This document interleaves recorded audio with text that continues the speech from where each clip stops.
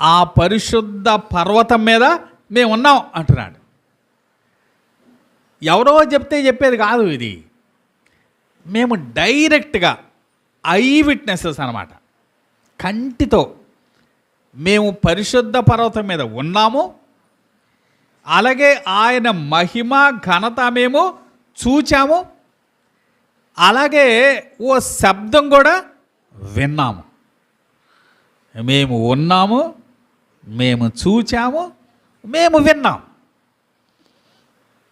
ఆ శబ్దం కదా, ఆ శబ్దము మహాదివ్య మహిమ నుండి ఆయన యొద్దకు వచ్చిందట. ఈయన నా ప్రియ కుమారుడు, ఈయన యందు నేను ఆనందించుచున్నాను అని. అంటే ఇదిగో నేను ప్రత్యక్ష సాక్ష్యం దీనికి. నేను మాత్రమే కాదు, నాకు ఇంకా తోడు పలకటానికి ఎంతమంది ఉన్నారు? ఇంకొక ఇద్దరు ఉన్నారు కదా. కాబట్టి ఇద్దరిలో ఒక ఆయన చాలా త్వరగానే ఏమైపోయాడు చెప్పండి.